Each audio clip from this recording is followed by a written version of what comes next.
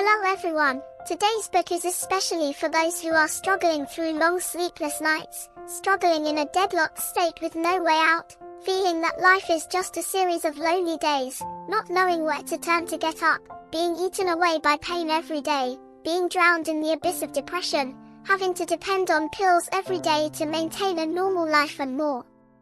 This book is also a luggage for all of us when it provides you with the right awareness about the nature of sadness, pain, about the mistakes of the times in dealing with pain.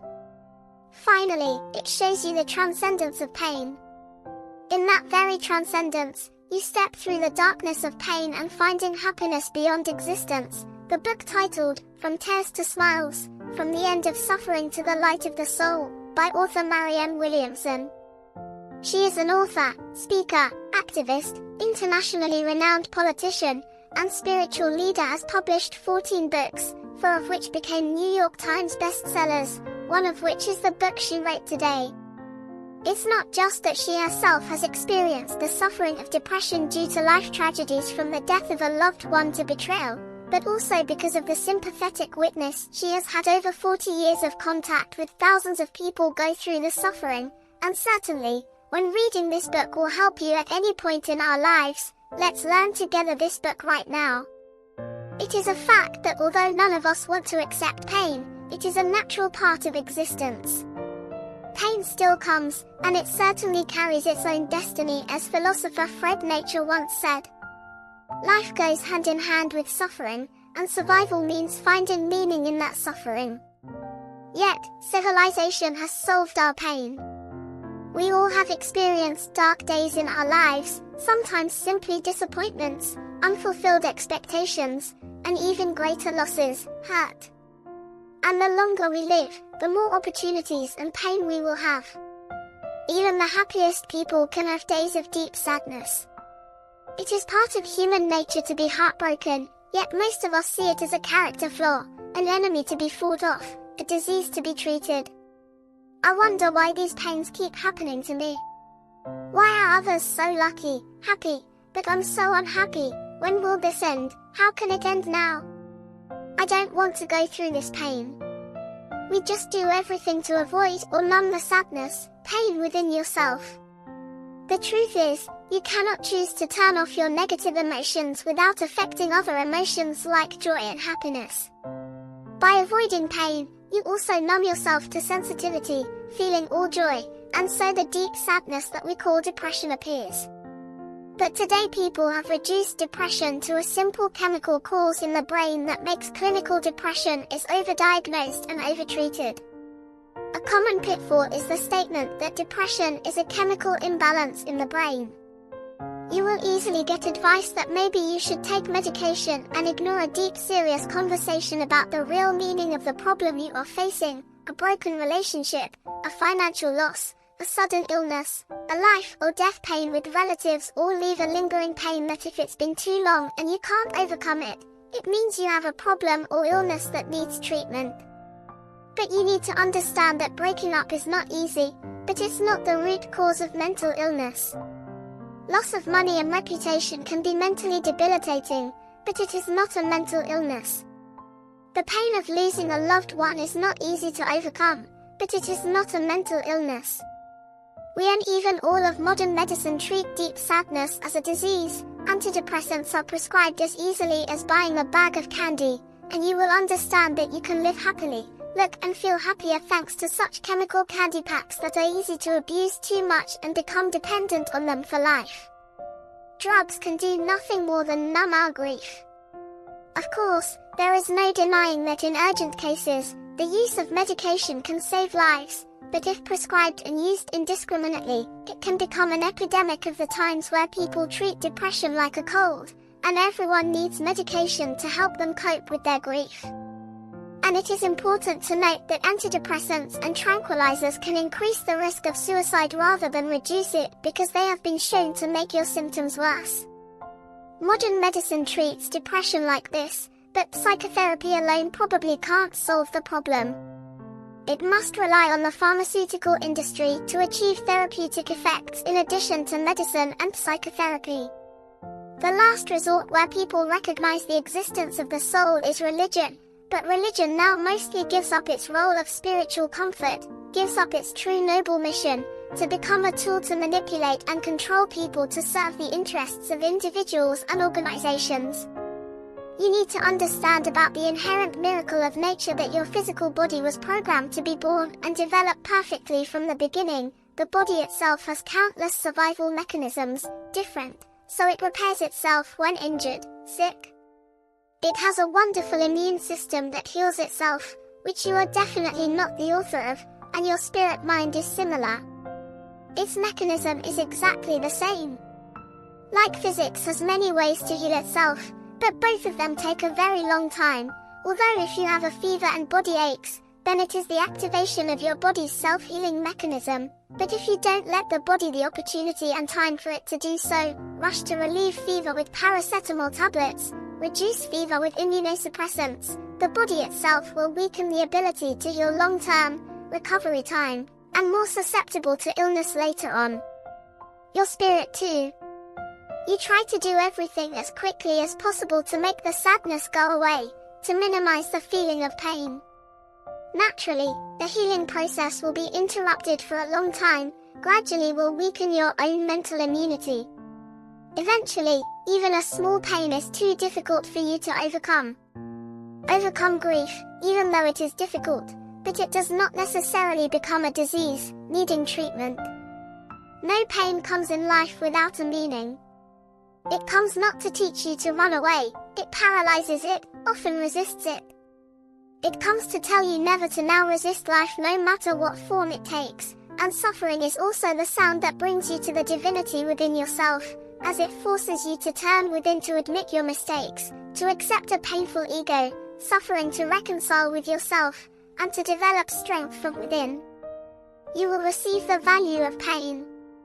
The author wrote that, the spiritual lesson in every situation is not in what happens, it is in the way we interpret what happens to us.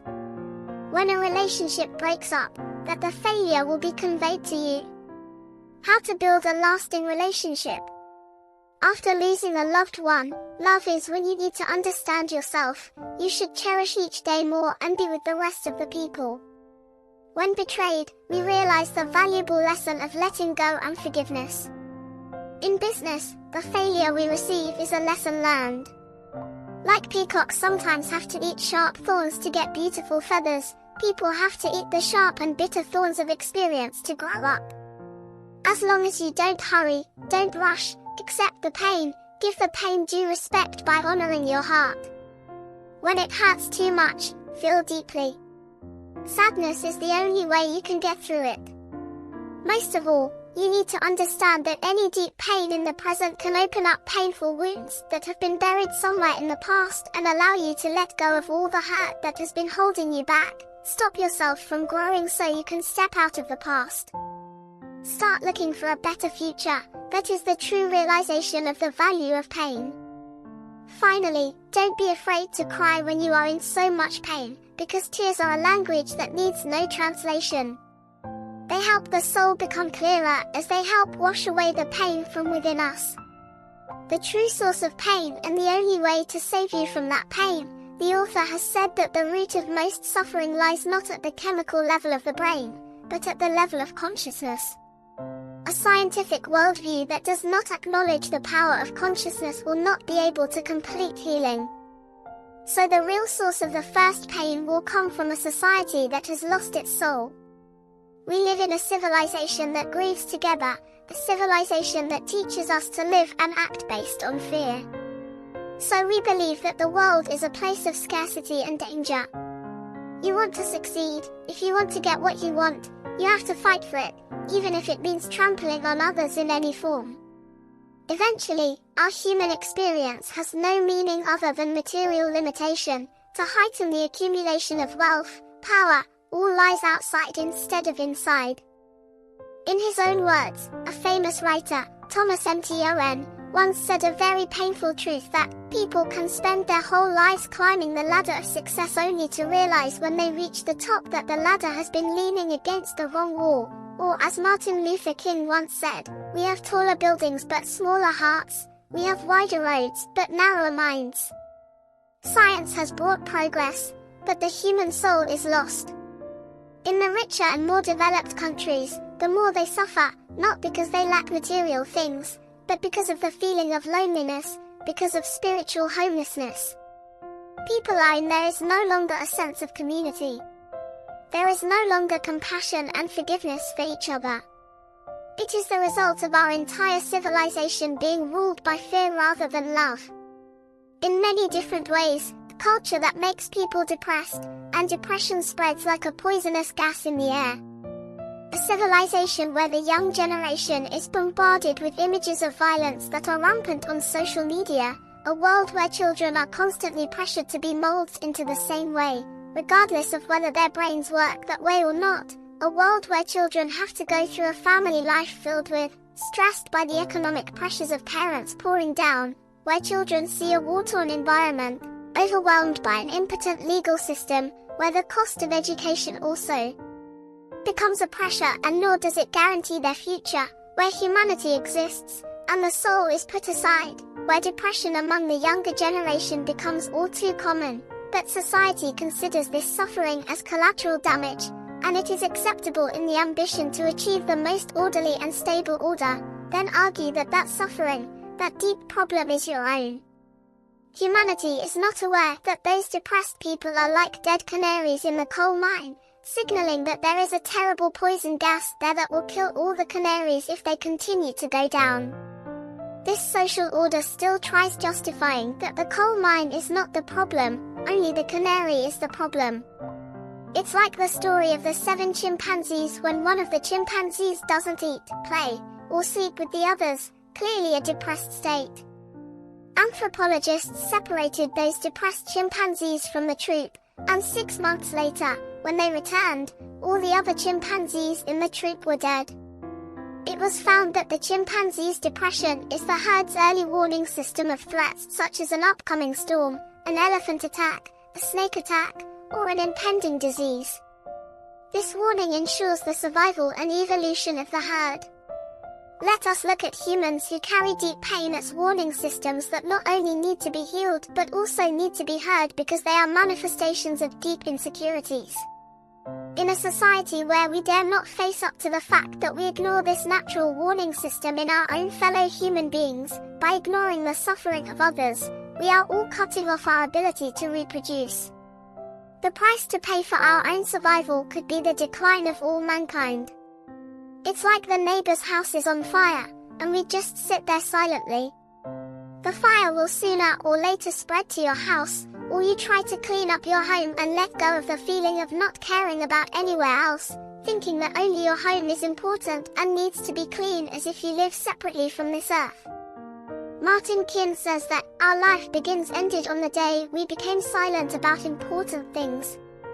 Martin Luther King, Chris Namui, Nelson Mandela, and many other great people who not only dared to speak out and break the terrible silence about accepting the social order society unfeelingly obeys without questioning, living in fear, forgets love, and the depth of the soul, but also inspires us to constantly seek freedom, inner freedom, to find the inner strength to live up to the value of the soul. Because as the author says, we are not here to ignore the darkness of the world but to transform it by stepping into the darkness. When stepping into the darkness, we must first step into our own darkness, understand it, and light it up so that we can help others and humanity. In general, not being able to do that is also the second source of pain, to elevate the ego, living in a state of separation. In the book, A Course in Miracles, it once wrote that, we are like rays of sunlight, thinking we are separate from the sun, like waves thinking we are separate from the ocean and other waves. Every separation leads to fear of helplessness, and conversely, union becomes strength. All suffering comes from our attachment to the realm of the separate self. J. Krishnamurti once said when the self becoming a center of suffering inevitably leads to division, which the ego creates, leading to conflict and suffering. Also, because we are so afraid that we try to cling to the ego, I, and the things outside, listen to the call of the ego and then get lost in the illusions of the world. The ego does not like love because when love exists, the ego will disintegrate. The ego likes indifference to it, lives on attack, the ego, power, blame, the ego, safety, clinging to the past, or looking to the future. The ego can avoid facing the present. When everything is good, everything is going well, it's easy to live peacefully with the ego the way we want.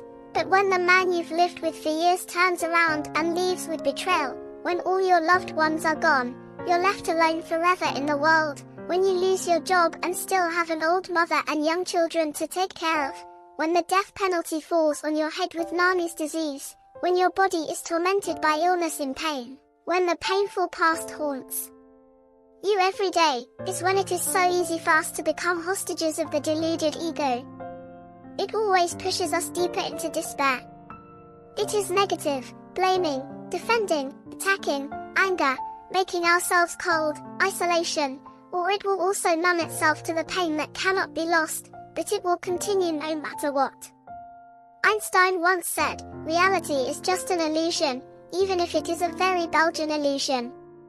The ego is always trying to create a huge illusion curtain to hide the world outside it. All the sufferings mentioned above are just things that take place in an illusion. No matter how much suffering there is, it cannot change the reality of who you are. You are not that ego, you are not you at all, you are not this body. You just come into the world to experience everything through your body. You are one. The immortal soul lived before the body was born and will live beyond physical death. As long as you deny the truth of who you are, you will continue to be buffeted endlessly by the separate self, sad and crazy. When you remember who you are, pain will be lost, depression will be healed by itself, so the only way to save you from that pain is to live consciously. What is conscious living? Conscious living is a state of awareness and freedom from fear and negativity of the ego and accepting one's true nature as whole, loving, and connected to the universe. So, how can we live consciously? First, we need to get rid of the illusion of the ego. The ego is actually a mental slave. It makes you destroy yourself day by day, destroy relationships. Resistance to recovery leads to stupid and negative decisions. So, first, burn off some of your ego by clearing your mind. Clear your mind of all the negative news and events that are cluttering it up. Unleash your consciousness every day after that. As said above, if life is too smooth and full, you will not know the terrible rampage of the ego, so the value of pain is when you can rely on it to pull the whole darkness of the ego into the light. The author says very well that depression can be a sacred initiation that leads you on a journey of enlightenment. Pain awakens in you awareness, a higher consciousness of existence, is the motivation for you to burn your own ego table to return to your true nature, to return home. Pain always helps you to escape from the sin of illusion when you have the courage to face it, endure it, learn from it, handle it, and overcome it. Like bitter medicine cures disease, from pain, you will find the key to experiencing your life in the most powerful and meaningful way. The author recommends meditating every morning, especially when you are going through aches, pains, anxiety, and suffering. Meditation changes the activity of the nervous system and brain waves, helping to calm our minds, creating a distance between you and the pain, allowing you to see them objectively. From here, gain clarity and make right decisions when going through difficulties. Meditation is a path to light and forgiveness is the key to light. The author said, when you can't forgive, you're still in pain. To talk about forgiveness, maybe just this short sentence is enough. The past is over, it can't touch you. This is the truth. And if you still have pain, letting the past touch you is due to the stubbornness of your ego to forgive. You need to listen to the voice of your ego. It will protest that you have the right to be angry, but don't let yourself become a doormat like that. But you need to have limits for yourself. That bad person does not deserve your forgiveness, and so on. You need to know that anger, blame, and condemn others, even though it can give you a few moments of peace, temporary relief, but then it will rebound on you. Attacking others is also attacking yourself. Forgiveness is not the way to turn yourself into a rock, denying the person who trampled on you, but to change the experience. Forgiveness is not about not having limits of responsibility or standards of healthy behavior, but rather about being more consistent with those limits and not allowing the other person's behavior to destroy your peace of mind. When you clearly realize your stubbornness to fall for the mistakes of others, you will no longer like to argue right or wrong. You will choose happiness by freeing yourself from the past. It doesn't stop there. We all must have done something we regret, going through situations that make us cringe when we remember it. It's times when you make yourself feel bad, act irresponsibly, do bad things, say hurtful words to others, etc. If you don't recognize your ego, it will always operate in a way that leads you to do wrong things, punish you brutally for doing wrong by tormenting yourself with guilt, regretting past mistakes, drowning in disappointment in yourself. You need to understand that if you can't forgive yourself, no one can do it for you. This is not just an action but an attitude that can inspire you to live differently. Even if your conscience is tormenting you, have the courage to face it, admit mistakes, ask why we did what we did, what emotional motivation or belief in us led to those mistakes. This reflection will help us learn and grow from our own mistakes. In every moment you forgive yourself, you wake up from your pain. In every moment you forgive another, a tear begins to dry. Forgiveness is the ultimate adjustment of awareness, dispels all darkness within you, and of the third world, heals others. The pain within you is healed. Look at our close relationships. We all want to love and be loved, but no one is perfect, so there are mistakes, there are flaws from the other person that cause brokenness and pain for you. But as long as we have not seen and forgiven their dark side, we will still not understand what love is. Disagreements or mistakes are mostly not born to destroy any relationship, but to help the relationship become more complete when both sides, due to disagreements and incidents, can be for understanding, trust, forgiveness, compassion, and nurturing care are necessary for a relationship. Understanding this, hearts are healed, and the relationship will grow in maturity for both. But sometimes what we need to learn again is to realize that this relationship is not suitable for us to stay longer, and this departure must be in love and blessings, because if you still give up a relationship in blame, anger, curse the other person, your heart will still carry bitterness, still cannot learn the lesson you need to learn, then will continue to step into the same rut, learning again what is necessary for your life. So, to heal your own pain is not only to turn to yourself, but also to turn to others with an open heart. Not only the important relationships in your life can also heal strangers. It's very simple by changing your own thinking. When you go out into the world and meet people, every thought of yours will always be a cause leading to a false result, even if you are waiting for a bus in hot weather and crowded people. If your mind only follows this heat and crowd, you will only feel extremely tired. But if you open your mind and send to the people around you your own love with thoughts like, who they are they happy or having difficulties and pain? Is their life hard or not? Is there lack or abundance? Have they experienced through the same pain as me, and so on? And surely those thoughts of yours will make the energy in you, your facial expression, the words you say, and the way you speak and behave will all spread love and compassion. If you are sad, then surely the things that come back to you will also have love in them.